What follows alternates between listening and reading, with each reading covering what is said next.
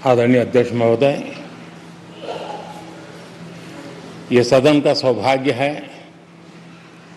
कि आप दूसरी बार इस आसन पर विराजमान हो रहे हैं।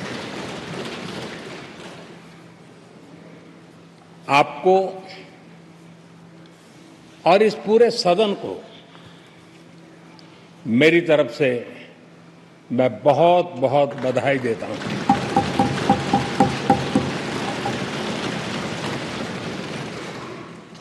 आदरणीय अध्यक्ष जी,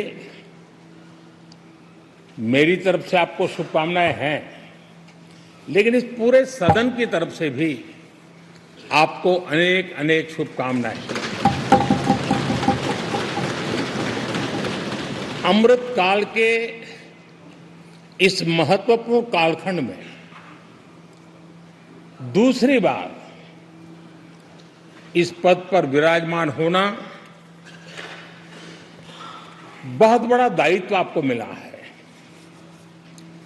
और आपका 5 वर्ष का अनुभव और आपके साथ हम लोगों का 5 साल का अनुभव, हम सबका विश्वास है कि आप आने वाले 5 साल हम सबका मार्गदर्शन भी करेंगे और देश की आशा अपेक्षाएं पूर्ण करने के लिए ये सदन अपना दायित्व निभाने में आपकी बहुत बड़ी भूमिका रहेगी। आदरणीय अध्यक्ष जी, हमारे शास्त्रों में कहा गया है कि विनम्र और व्यवहार कुशल व्यक्ति सफल सहज रूप से होता है और आपको तो उसके साथ साथ एक मीठी मीठी मुस्कान भी मिली हुई है। आपके चेहरे को ये मीठी मीठी मुस्कान पूरे सदन को भी प्रसन्न रखती है। मुझे विश्वास है आप हर कदम पर नए प्रतिमान, नए कीर्तिमान गढ़ते आए हैं। 18वीं लोकसभा में स्पीकर का कार्यभार दूसरी बार संभालना ये अपने आप में एक बड़ा नया रिकॉर्ड बनते हम देख रहे हैं। श्री बलराम जाखड़ जी वो पहले ऐसे अध्यक्ष थे जिन्होंने 5 साल कार्यकाल पूरा करके फिर दोबारा उनको स्पीकर बनने का अवसर मिला था। उसके बाद आप हैं जिन्हें 5 साल पूर्ण करने के बाद दोबारा इस पद पर हासिल होने का अवसर मिला। गत 20 साल का एक ऐसा कालखंड रहा है कि ज्यादातर स्पीकर या तो उसके बाद चुनाव नहीं लड़े हैं या तो जीत करके नहीं आए हैं। आप समझ सकते हैं कि स्पीकर का काम कितना कठिन है कि उसके लिए दोबारा जीतना मुश्किल हो जाता है, लेकिन आप जीत करके आए हैं, इसके लिए एक नया इतिहास आपने गढ़ा। आदरणीय अध्यक्ष जी, इस सदन में ज्यादातर हमारे सभी माननीय सांसद आपसे परिचित हैं, आपके जीवन से भी परिचित है और पिछली बार मैंने इस सदन में आपके संबंध में काफी कुछ बातें रखी भी थी और मैं आज उसको दोहराना नहीं चाहता हूं, लेकिन मैं एक सांसद के रूप में और हम सभी सांसद के रूप में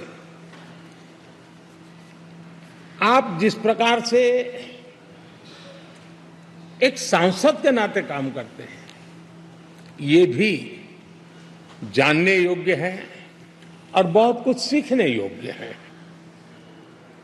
मुझे विश्वास है कि आपकी कार्यशैली एज ए सांसद भी हमारे जो फर्स्ट टाइमर सांसद हैं, हमारे युवा सांसद हैं, उनको जरूर प्रेरणा देगी। आपने अपने कार्यक्षेत्र में, संसदीय क्षेत्र में स्वस्थ मां और स्वस्थ शिशु एक कमिटमेंट के साथ जो अभियान चलाया है और सुपोषित मां, इस अभियान को आपने जिस प्रकार से अपने क्षेत्र में प्राथमिकता देकर के खुद को इन्वॉल्व करके किया है, वो वाकई प्रेरक है। आपने कोटा के ग्रामीण क्षेत्रों में हॉस्पिटल ऑन व्हील्स, ये भी एक मानव सेवा का उत्तम काम, जो राजनीतिक कामों के सिवाय करने वाले कामों में आपने चुना है, वो भी अपने आप में गांव-गांव लोगों को स्वास्थ्य सेवाएं पहुंचाने में मदद कर रहा है। आप नियमित रूप से गरीबों को कपड़े, कंबल, मौसम के अनुसार छाता की जरूरत है छाता, जूते, ऐसी अनेक सुविधाएं समाज के आखिरी तबके के जो लोग हैं उनको खोज करके पहुंचाते हैं। खेलों में प्रोत्साहन देना आपके क्षेत्र के युवकों में, यह आपने एक प्राथमिकता के रूप से काम उठाया है।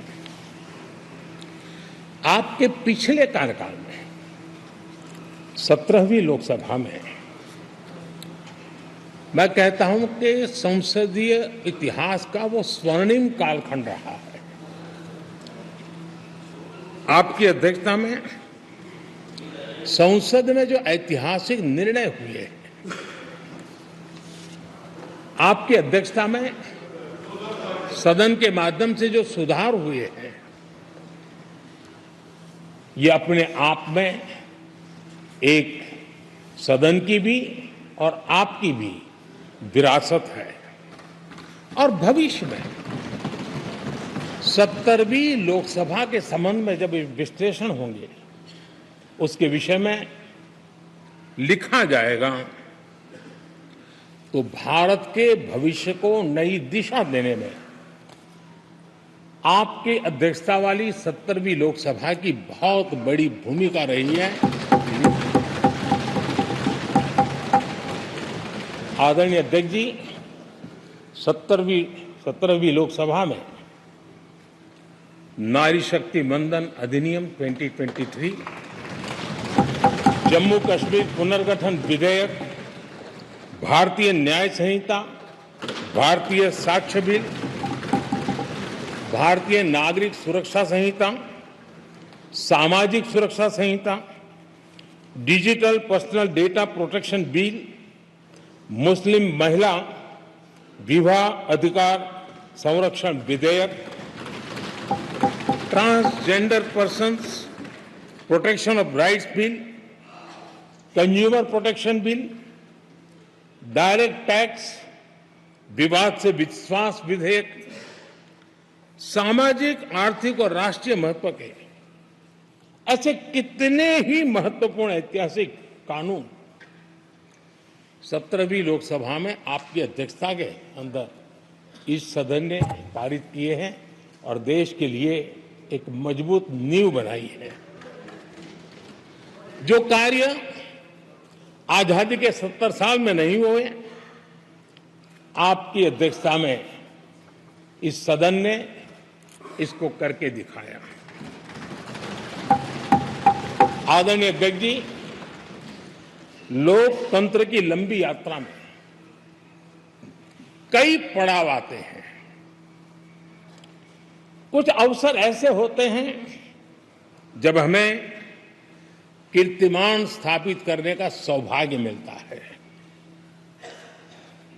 17वीं लोकसभा में उपलब्धियां, मुझे पूरा विश्वास है देश आज भी और भविष्य में उसका गौरव करेगा।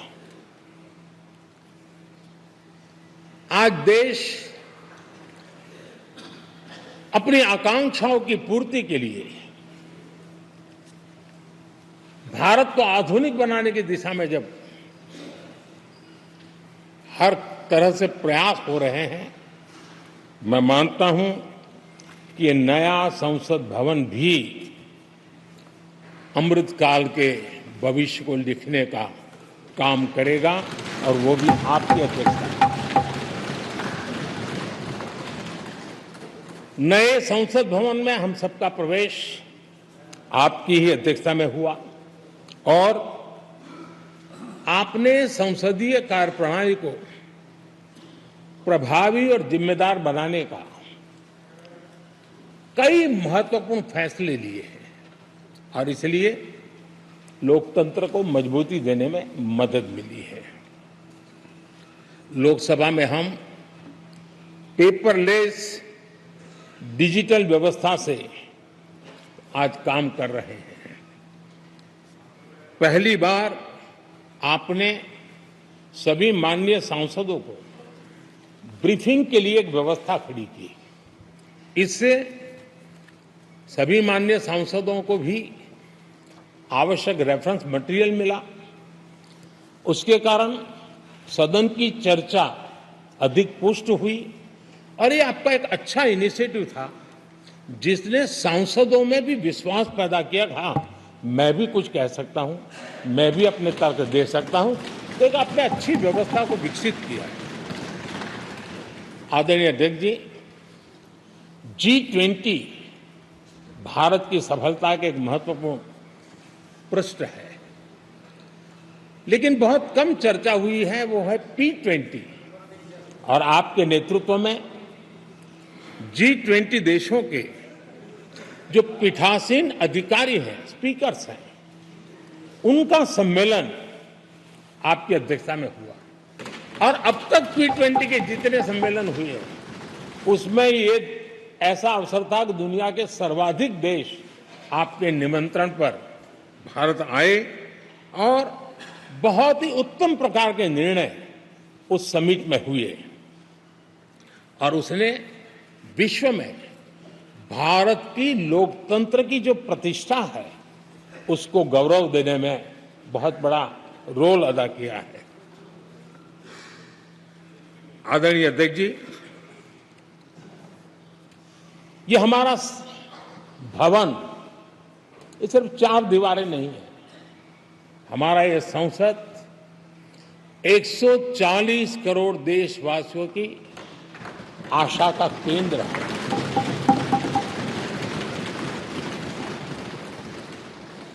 संसद की कार्यवाही, जवाबदेही और आचरण हमारे देशवासियों के मन में लोकतंत्र के प्रति जो उनकी निष्ठा है उसको और अधिक मजबूत बनाता है। आपके मार्गदर्शन में 17वीं लोकसभा उसकी प्रोडक्टिविटी 25 साल के हाईएस्ट लेवल पर 97% रही और इसके लिए सब माननीय सदस्य तो अभिनंदन के अधिकारी हैं, लेकिन आप विशेष अभिनंदन के अधिकारी हैं। कोरोना जैसे मुश्किल कालखंड में आपने हर सांसद से व्यक्तिगत फोन पर बात करके उनका हाल पूछा।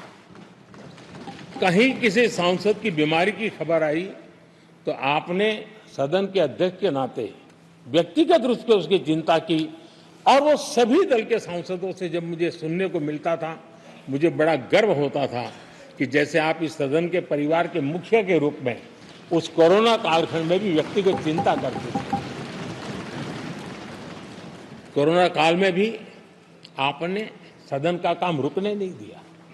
सांसदों ने भी आपके हर सुझाव को सर आंखों पर चढ़ाया।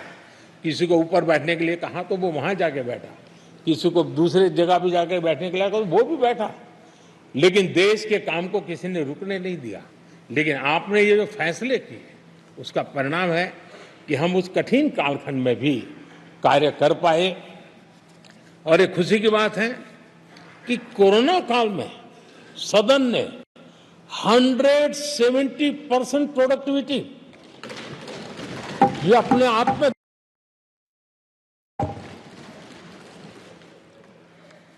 आदरणीय अध्यक्ष जी, हम सब चाहते हैं कि सदन में आचरण, सदन के नियमों का पालन हम सब करें और आपने बड़े सटीक तरीके से, संतुलित तरीके और कभी कभी कठोरता के साथ भी फैसले लिए हैं। मैं जानता हूं कि ऐसे निर्णय आपको